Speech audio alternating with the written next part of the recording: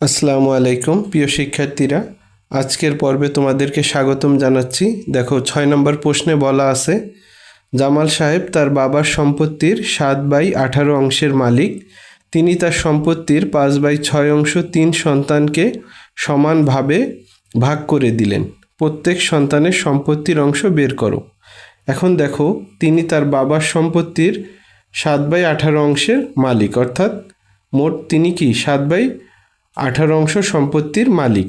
এখন সেই সম্পত্তির তিনি কি করছেন, 5/6 অংশ 3 সন্তানকে সমানভাবে ভাগ করে দিলেন। অর্থাৎ মোট সম্পত্তি তার হচ্ছে 7/18, সেখান থেকে কি 5/6 অংশ 3 সন্তানকে কি করলেন, সমানভাবে ভাগ করে দিলেন, মানে সকলকে সমান অংশ দিলেন। তাহলে প্রত্যেক সন্তানের সম্পত্তির অংশ বের করো। তাহলে আগে আমরা সাজিয়ে নিই, তিনি যতটুক সম্পত্তির মালিক সেটা আগে লিখে নিই। তাহলে জামাল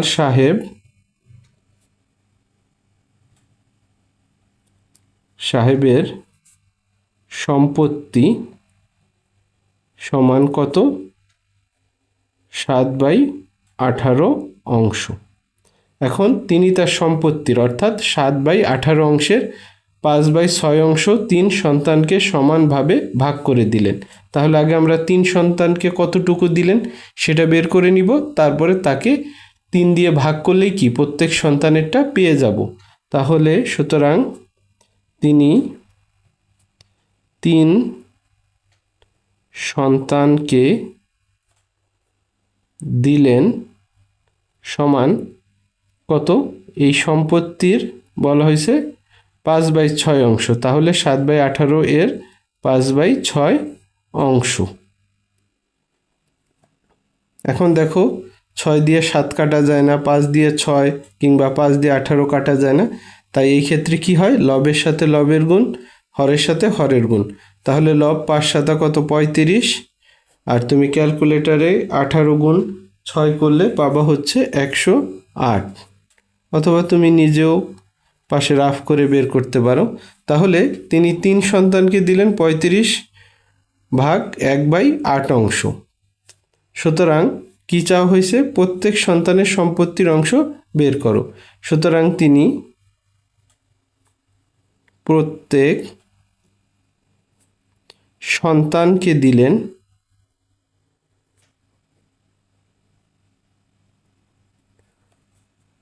সম্পত্তির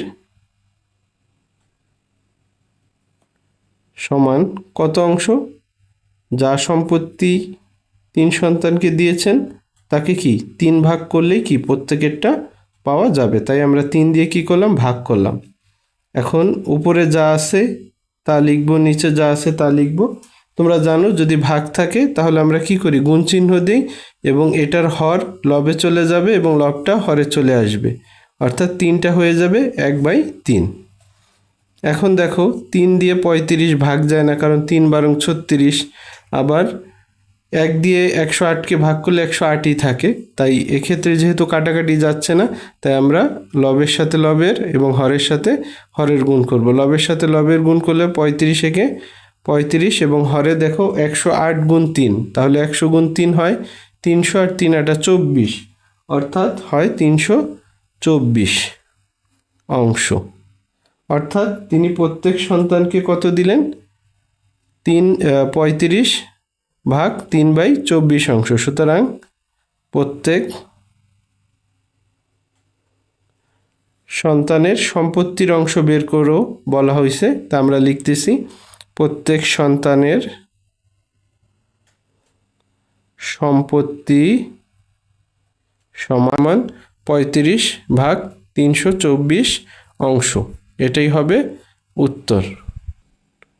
প্রিয় শিক্ষার্থীরা, দেখো 7 নম্বর প্রশ্নে বলা আছে, দুইটি ভগ্নাংশের গুণফল 48 সমস্ত 1/8, একটি ভগ্নাংশ 1 সমস্ত 13/32 হলে অপর ভগ্নাংশটি নির্ণয় করো। অর্থাৎ দুইটি ভগ্নাংশের গুণফল দেওয়া আছে, এদের একটি ভগ্নাংশ দেওয়া আছে, তোমাকে চাওয়া হয়েছে অপর ভগ্নাংশটি নির্ণয় করো। তাহলে আগে যা আছে আমরা সাজিয়ে নিই। দেওয়া আছে দুইটি ভগ্নাংশের গুণফল সমান কত 48 সমস্ত 1/8 এবং কি দেওয়া আছে একটি ভগ্নাংশ আমরা লিখে নিলাম সেটা কত 1 সমস্ত 13/32। তো এখন বলা হয়েছে যে অপর ভগ্নাংশটি কত।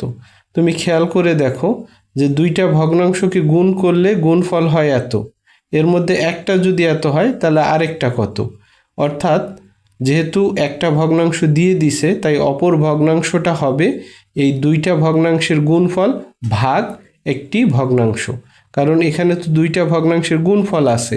এই গুণফলকে যদি তুমি একটি ভগ্নাংশ দিয়ে ভাগ দাও তাহলে দুইটা থেকে একটা ভাগ গেলে কি আরেকটা ভগ্নাংশ থাকে, তাহলে কি হবে, সুতরাং অপর ভগ্নাংশটি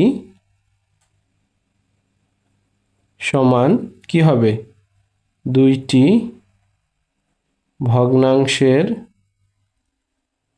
ভগ্নাংশের গুণফল ভাগ একটি ভগ্নাংশ।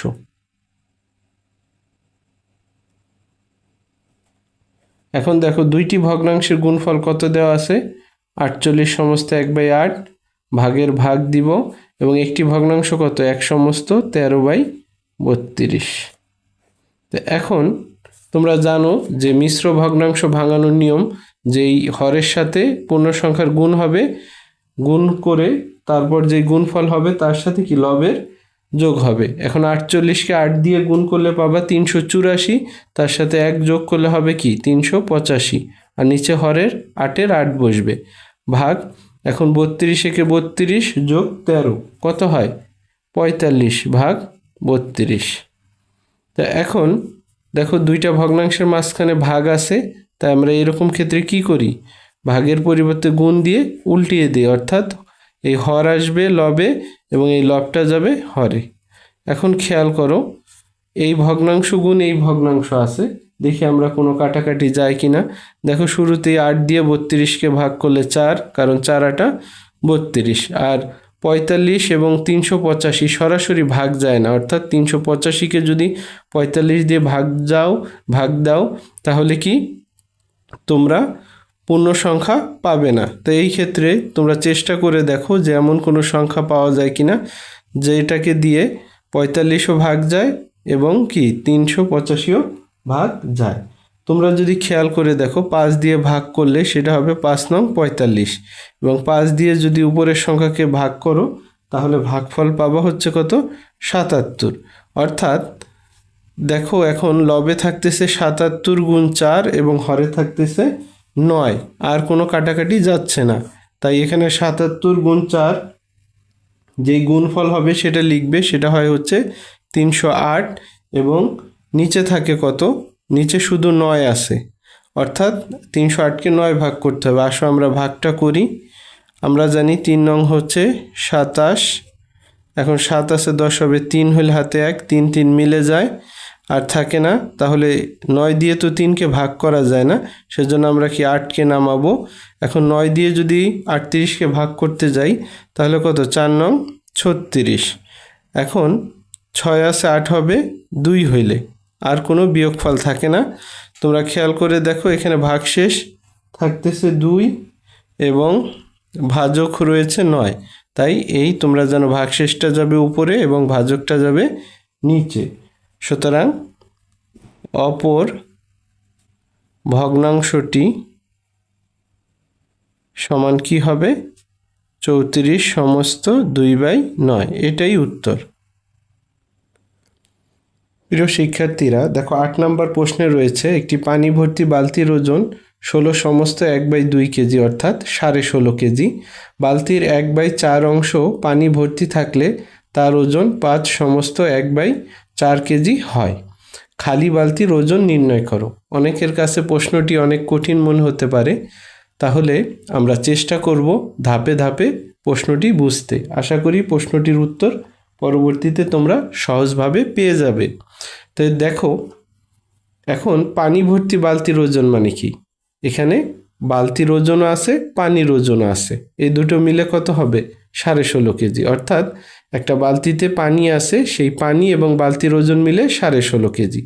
এখন বলা আছে যে বালতির 1/4 অংশ অর্থাৎ 4 ভাগের 1 ভাগ অংশ পানি ভর্তি থাকলে, মানে তুমি পুরা ভরলা না, 4 ভাগের 1 ভাগ ভরলা, এরকম যদি ভরা থাকে তাহলে তার ওজন হয় 5/4 কেজি, অর্থাৎ 4 ভাগের 1 ভাগে ওজন মানে বালতির ওজন আর পানির ওজন মিলে তখন কত হয়? 5/4 কেজি হয়। তো বলছে খালি বালতির ওজন কত? একটু চিন্তা করে দেখো, আমরা যদি পানি ভর্তি বালতি অর্থাৎ বালতি আর পানির যে ওজন যে 16.5 কেজি, সেখান থেকে আমরা যদি পানির ওজনটা বাদ দিয়ে দিই, অর্থাৎ পানিটা মনে করো ফেলে দিলাম, তাহলে কি যে ওজনটা পাবো কার পাবো?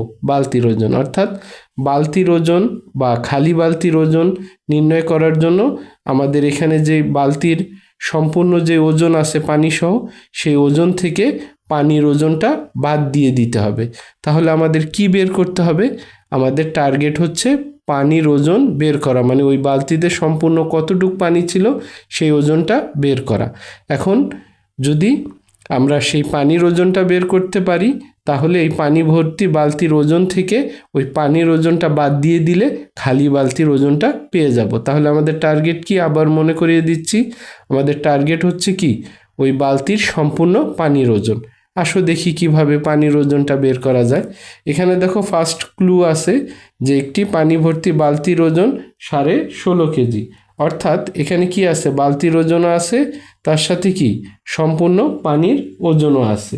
তাহলে আমরা লিখে নিতে পারি বালতির ওজন যোগ বালতির সম্পূর্ণ। সম্পূর্ণ মানে কি? মানে পুরাটা, সম্পূর্ণ। আর পুরাটা মানে কি? একটা ধরা হয় না, সম্পূর্ণ বা 1 অংশ পানি, পানির কি ওজন সমান কত? 16/1/2 কেজি। ঠিক আছে, এখন পরের অংশে দেখো বালতির ওজনের সাথে কত? 1/4 অংশ পানি মিলাইলে কত হয়? 5/1 কেজি, 1/4 কেজি হয়। তাহলে এখানে কি আছে? বালতির ওজন, তার সাথে কি আছে? বালতির 1/4 অংশ, আমি ডট দিলাম, পানির ওজন, ততটুকু মিলে কত হয়? 5/1/4 কেজি। আমরা একটা টান দিলাম। খেয়াল করে দেখো এটা কেন সাজালাম। তাহলে দেখো আমরা যদি এটা থেকে এটা বিয়োগ করি তাহলে বালতির ওজন কাটা চলে যাবে, তখন কি এখান থেকে পানির একটা অংশ ওজন আমরা পেয়ে যাব। ওখান থেকে কি আমরা সম্পূর্ণ পানির ওজন বের করব, কারণ তোমরা জানো আমাদের টার্গেট কি? সম্পূর্ণ পানির ওজনটা বের করা। এখন এই লাইন দুইটা যদি কেউ না বুঝে থাকো তাদের উদ্দেশ্যে বলতেছি যে একটি পানি ভর্তি বালতির ওজন অর্থাৎ ওই বালতি এবং ওই বালতিতে যে সম্পূর্ণ পানি, অর্থাৎ 1 অংশ পানি, মানে সম্পূর্ণটাকে তুমি 1 অংশ বলতে পারো। যেমন তোমার একটা স্কেল আছে, তার মানে কি? সম্পূর্ণ একটা স্কেল। সম্পূর্ণ একটা স্কেল মানেই তো হচ্ছে একটা স্কেল। তাই এখানে বালতির ওজন তার সাথে বালতির সম্পূর্ণ বা 1 অংশ পানি মিলে কত? 16.5 কেজি। আর পরে দেখো বালতির 1/4 অংশ, অর্থাৎ বালতির ওজন আছে, তার সাথে কি 1/4 অংশ পানি আছে, ওই বালতির 1/4 অংশ পানি মিলে কত? 5/1/4 কেজি। এখন আমরা যদি বিয়োগ করি, বিয়োগ চিহ্ন দিলাম, বা তুমি লিখতে পারো বিয়োগ করে, তাহলে বালতির ওজন কাটা যাবে। তাহলে এখানে থাকবে কি? দেখো উপরে থাকে বালতির সম্পূর্ণ 1 অংশের ওজন, আর নিচে আছে কি 1/4 অংশের ওজন, অর্থাৎ কি যেহেতু আমরা বিয়োগ করতেছি তাই 1 থেকে কি এই 1/4 অংশ বাদ যাবে। তাহলে সুতরাং বালতির কত? 1 বিয়োগ 1/4 অংশ কি পানির ওজন। দেখো এত অংশ পানির ওজন সমান, এই সাইডে যেহেতু বিয়োগ হয়েছে তাই ওই সাইডেও কি হবে? বিয়োগ হবে। 16/1/2 বিয়োগ 5/1/4 কেজি। ঠিক আছে, এখন দেখো আমরা একটু এই সাইডে লিখতেছি যেহেতু ওই সাইডে চলে গেছে। এখানে দেখো বালতির 1 বিয়োগ 1/4 অংশ পানির ওজন, তো এখানে দেখো লসাগু হয়, তোমরা জানো ভগ্নাংশের সাথে কোনো সংখ্যার যোগ বা বিয়োগ হলে লসাগু হয়। তাহলে সেটা কি হবে, আমরা একটু এই সাইডে আগে করি। বালতির, এখন লসাগু কার হয়, হরের হয়, এখানে হর আছে 4, তাহলে কি হবে 4 একে 4 বিয়োগ 1। যারা লসাগু বুঝো না তাদের উদ্দেশ্যে বলতেছি, লসাগু হয় হরের, হরের লসাগু কত 4, যেই লসাগু আসবে সেটাকে আগে প্রথম যেই সংখ্যা আছে তার হরকে দিয়ে তাকে ভাগ করবে। এটার হর কত আছে কিছু দেখা যাচ্ছে না, তার মানে হর 1, 1 দিয়ে 4কে ভাগ করলে হচ্ছে 4। এখন যেই ভাগফল হয় সেটা দিয়ে লবকে গুণ করতে হয়, তাহলে 4 একে 4 বিয়োগের বিয়োগ। এখন এটার কাজ শেষ হলে তারপর পরেরটার কাজ। এখানে দেখো হর দেখা যাচ্ছে, অর্থাৎ এই 4 দিয়ে যদি 4কে ভাগ করো ভাগফল হয় 1, 1 দিয়ে 1কে গুণ করলে কত হবে 1 হবে। আশা করি বুঝতে পেরেছো। আর এখানে দেখো মিশ্র ভগ্নাংশ আছে, তাই আমাদের আগে কি করতে হবে, ভগ্নাংশ দুটো ভাঙিয়ে নিতে হবে। তাহলে 16 দুগুণে 32 আর 1 33/2 বিয়োগ 4 5 20 আর 1 21/4 কেজি। এখন দেখো বা বালতির 4 থেকে 1 গেলে কত 3 অংশ পানির ওজন সমান। এখন দেখো এই যে একটা ভগ্নাংশ, এই যে একটা ভগ্নাংশ, মাঝখানে কি আছে বিয়োগ, তাহলে জানো ভগ্নাংশের যোগ হোক বা বিয়োগ হোক সেই ক্ষেত্রে কি হয় লসাগু। আর 2 আর 4-এর লসাগু তোমরা জানো, আমরা যদি এখানে করি 2 এবং 4 কত হয়, 2 দিয়ে যদি 2কে ভাগ করি 1, আর 2 দিয়ে 4কে ভাগ করলে 2, তাহলে লসাগু কত 2 একে 2 আর গুণ 2 কত হয় 4, 2 আর 4-এর লসাগু 4। এখন 2 দিয়ে 4কে ভাগ করলে কত হয় 2, 2 দিয়ে এখন কি 33কে গুণ করতে হবে, 2 দিয়ে 33কে গুণ করলে কত হবে 33 দুগুণে 66 বিয়োগ। এখন 4 দিয়ে 4কে ভাগ করলে ভাগফল 1, 1 দিয়ে 21কে গুণ করলে 21 হয়। এখন বা বালতির 3/4 অংশের পানির ওজন সমান, এখন 66 থেকে 21 বিয়োগ করো, আসবে হলো 45/4 কেজি। এখন বালতির আমাদের কি সম্পূর্ণ পানি দরকার, আমরা পেয়েছি কত 3/4 অংশ, আর এই সাইড তো করা হয়ে গেছে, তাই এখন আমরা লিখতে পারি সুতরাং বালতির 1 বা সম্পূর্ণ, কারণ 1 মানে কি সম্পূর্ণ বালতি পানি অংশ পানির ওজন। দেখো আমরা 3/4 থেকে বের করতেছি কত সম্পূর্ণ বালতির পানির ওজন, তাহলে এটা কি বেশি বের করতেছি, তাই ওই ক্ষেত্রে এখানে যেটা 3/4 আছে সেটা যখন ওই সাইডে চলে যাবে তখন সেটা হয়ে যাবে হচ্ছে কি 4/3, কি হয়ে যাবে 4/3। তোমরা মনে রাখবে এখানে যে ভগ্নাংশ থাকবে সে যখন ওই সাইডে চলে যাবে তখন সে উল্টিয়ে যাবে, ঠিক আছে। আরেকভাবে বুঝতে পারো, সেটা হচ্ছে 3/4 অংশের এত, তাহলে 1 অংশের কত হবে, 1 অংশ সেটা হবে হচ্ছে 45/4 ভাগ 3/4, ঠিক আছে। তাই এটাও তুমি করতে পারো, অথবা এটার অবলিক মানে অথবা এটাও করতে পারো, একই আসবে, কারণ পরের লাইনে কি ভাগ আছে, তুমি যদি গুণ দিয়ে দাও তাহলে 4 উপরে যাবে 3 নিচে যাবে। এখন দেখো এই দুইটা আমি এটাকে মার্ক করে দিলাম যে এটাও দিতে পারো এটাও দিতে পারো, একই হবে। এখন দেখো 45/4 আছে গুণ 4/3, এখন 3 দিয়ে যদি 45কে কাটি 3 15 45, আর 4 দিয়ে 4 ভাগ যায় থাকে 1, তাহলে 15কে 1 দিয়ে ভাগ করলে কত হয় 15 কেজি। অর্থাৎ দেখো আমরা সবশেষে কি আমাদের যেটা চাহিদা সেটা পেয়ে গিয়েছি। কি চাহিদা ছিল, যে সম্পূর্ণ পানির ওজন, তাহলে সম্পূর্ণ পানির ওজন কত বের হয়েছে 15 কেজি। তাহলে বালতির অর্থাৎ খালি বালতির ওজন কত হবে, সুতরাং খালি বালতির ওজন সমান, মনে পড়ে খালি বালতির ওজন কি হবে, ওই পানি ভর্তি বালতির ওজন থেকে তুমি কি পানির ওজনটা বাদ দিয়ে দিবে, তাহলে পানি ভর্তি বালতির ওজন কত 16 সমস্ত 1/2 কেজি বিয়োগ কি তুমি পানির ওজনটা বিয়োগ দিয়ে দিবে। এখন দেখো এখানে মিশ্র ভগ্নাংশ আছে, 16 দুগুণে 32 আর 1 কত 33/2 বিয়োগ 15 কেজি। এখন দেখো লসাগু হয়, কারণ ভগ্নাংশ আছে, বারবার বলতেছি যে ভগ্নাংশের সাথে যোগ হোক বা বিয়োগ হোক সেই ক্ষেত্রে তোমাকে লসাগু করতেই হবে। তাহলে এখানে হর একটাই, তাই হরের লসাগু 2, এখন 2 দিয়ে 2কে ভাগ করলে ভাগফল 1, 1 দিয়ে 33কে গুণ করলে 33ই হয়। এখন এটার নিচে হর আছে কত? 1। 1 দিয়ে 2কে ভাগ করলে ভাগফল হয় 2। 2 দিয়ে লবকে গুণ করলে কত হয়? 15 দুগুণে 30। এখন 33 বিয়োগ 30 কত হয়? 3/2 কেজি। অর্থাৎ এখন কি 2 দিয়ে 3কে ভাগ করলে কত হয়? 2 একে 2, 1 থাকে।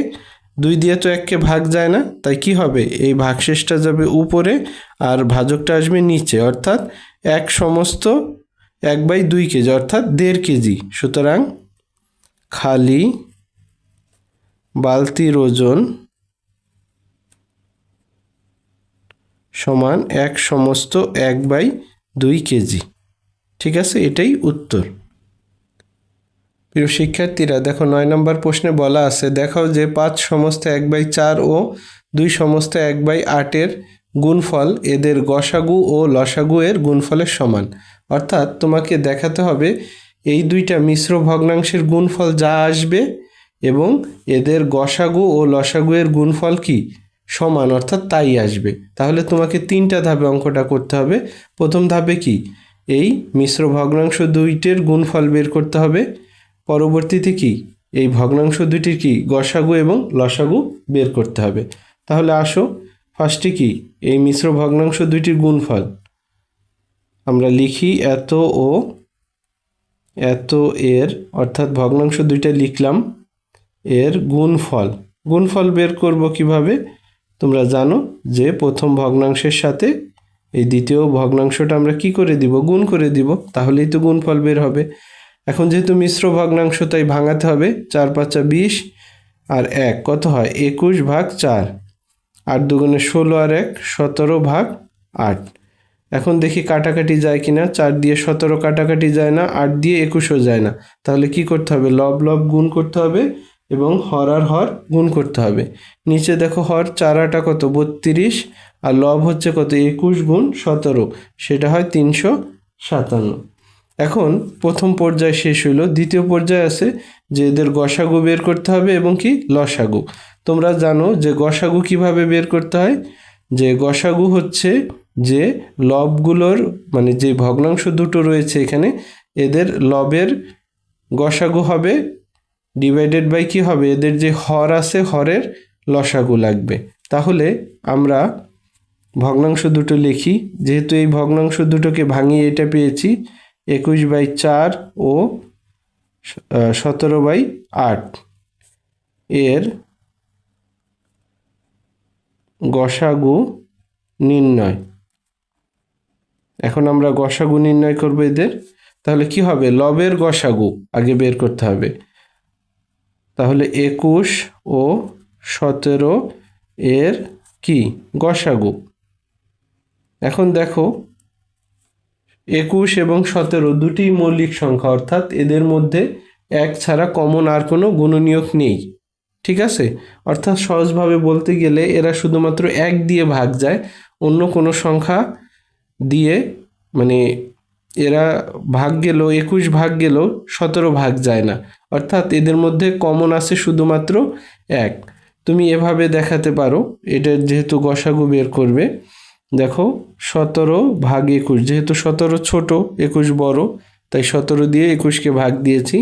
17 একে কত হয়? 17। এখন 7 আছে, 11 হবে 4 হলে, হাতে 1 1 2 2 মিলে গেল। এখন কি আর কোনো কিছু থাকে না। তাহলে সেই ক্ষেত্রে আমরা নিয়ম কি জানি? গসাগুর ক্ষেত্রে এই ভাগশেষকে কি করব? 4কে এই ভাজক 4 দিয়ে এই ভাজক 17কে ভাগ করব। তাহলে 4 4 কত হয়? 16, হাতে থাকে 1। এখন কি 1 থাকে, তাহলে এই 1 দিয়ে আবার কি আগের ভাজককে ভাগ করব। তাহলে 4 একে 4, তাহলে ভাজক লাস্টে থাকতেছে কত? 1। তাহলে গসাগু কত হবে? 1 হবে। তোমাদের আবারও বলতেছি, গসাগুর অংশে এইরকম বুঝিয়েছি তোমাদেরকে। অর্থাৎ তোমরা একটা সংখ্যাকে আরেকটা সংখ্যা দিয়ে ভাগ করলে যে ভাজক থাকবে, যে ভাগশেষ থাকবে, সেই ভাগশেষ দিয়ে আগের ভাজককে ভাগ করবা। তারপর যে ভাগশেষ থাকবে সেই ভাগশেষ দিয়ে আগের ভাজককে ভাগ করবা। এভাবে যতক্ষণ পর্যন্ত না মিলে ততক্ষণ পর্যন্ত করার পর যে ভাজকটা পাবা ওটাই হচ্ছে কি গসাগু। এখন লবের গসাগু পেলাম। এখন কি হর কত 4,8 এর লসাগু। এখন দেখো 4 এবং 8 এর লসাগু যদি বের করো, 2 দিয়ে ভাগ যায়, 2 দুগুণে 4, 4 দুগুণে 8, আবার 2 দিয়ে ভাগ করো, 2 একে 2, 2 দুগুণে 4, তাহলে লসাগু হয় 2 দুগুণে 4, 4 একে 4, 4 দুগুণে 8। সুতরাং 21/4 ও 17/8 এর কি গসাগু। গসাগু সূত্র কি তোমরা জানো? লবগুলোর গসাগু ডিভাইডেড বাই হরগুলোর কি লসাগু। তো লবগুলোর গসাগু কত আসছে? 1, আর হরগুলোর লসাগু আসছে 8। তাহলে কি গসাগু বের করা হয়ে গেল। এটাকে তোমরা একটা মার্ক করে দিতে পারো। তারপরের অংশে কি লসাগু নির্ণয় করতে হবে। তাহলে ভগ্নাংশ দুটো আবার লিখি, 21/4 ও 17/8 এর কি লসাগু নির্ণয়। আমরা হেডলাইন দিলাম, দিয়ে নিচে একটা টান দিয়ে নিলাম। তাহলে তোমরা জানো লসাগু ক্ষেত্রে কি হয়, যে লসাগু হচ্ছে লবগুলোর লসাগু ডিভাইডেড বাই হরগুলোর গসাগু। তাহলে এখানে কি লব 21 ও 17 এর কি করতে হবে? লসাগু বের করতে হবে। লব 21 ও 17 এর লসাগু বের করতে হবে। এখন তোমরা উপরে যে অংশটা আছে সেখানে যদি রাফ করো, 17 এবং 21, দেখো এই দুইটা সংখ্যা মধ্যে কোনো কমন রাশি নাই, যে যেটা দিয়ে 17 ভাগ যায় 21 যায়। যেমন দেখো 2 দিয়ে 17 ভাগ যায় না, 21 যায় না, 3 দিয়ে 21 যায় কিন্তু 17 ভাগ যায় না। তাই এই রকম সংখ্যা পেলে তখন কি করবে? এই দুইটা সংখ্যা গুণ করে দিবে। তাহলে 17 আর 21 গুণ করলে গুণফল পাবা হচ্ছে 357, অর্থাৎ 21 এবং 17 লসাগু হবে 357। আর হর আছে কত? 4 ও 8 এর গসাগু, 4 ও 8 এর গসাগু। এখন গসাগু মানে তো ভাগ, তাহলে 4 দিয়ে 8কে যদি ভাগ করো, 4 দুগুণে 8। দেখো এখানে ভাজক কি 4ই রয়ে গেছে, তাই কি গসাগু হবে 4। সুতরাং কি হবে? সুতরাং 21/4 ও 17/8 এর লসাগু। তো লসাগু কি? লবগুলোর লসাগু ডিভাইডেড বাই কি হরগুলোর গসাগু। তাহলে লবগুলোর লসাগু কত? 357, আর হরগুলোর গসাগু কত? 4। এখন তোমাকে প্রশ্ন বলছিল যে দেখাও যে এত এত এর গুণফল, অর্থাৎ এই ভগ্নাংশ দুইটার গুণফল এদের গসাগু ও লসাগুর গুণফলের সমান। তুমি তো এই দুইটা ভগ্নাংশের গুণফল দেখছো, কত আসছে? 357/32। এখন আমাদের দেখাতে হবে এদের গসাগু এবং লসাগুর গুণফলও কি হবে? 357/32 মানে সমান। তাহলে আমরা লিখি, সুতরাং গসাগু ও লসাগুর, তুমি ইচ্ছা করলে লিখতে পারো ভগ্নাংশ দুইটির গসাগু ও লসাগুর গুণফল। আমরা সংক্ষেপে লিখেছি গুণফল সমান, তাহলে গসাগু আসছে কত? 1/8 গুণ লসাগু আসছে কত? 357/4। এখন আমরা যদি গুণ করি, দেখো 8 দিয়ে তো এটা কাটা যায় না, 4 দিয়া 1 কাটা যায় না, তাহলে কি লবের সাথে লব, হরের সাথে হর, লবের সাথে লব গুণ করলে 357, আর হরে হচ্ছে কত? 4 8 32। এখন দেখো তোমরা যে ভগ্নাংশ দুইটির গুণফল যা আসছে 357/32, গসাগু এবং লসাগুর গুণফলও কত? 357/32 আসছে। তাহলে এটা কি তোমাদের কি করতে বলছে? দেখাইতে বলছে। সুতরাং তুমি লিখতে পারো যে ভগ্নাংশ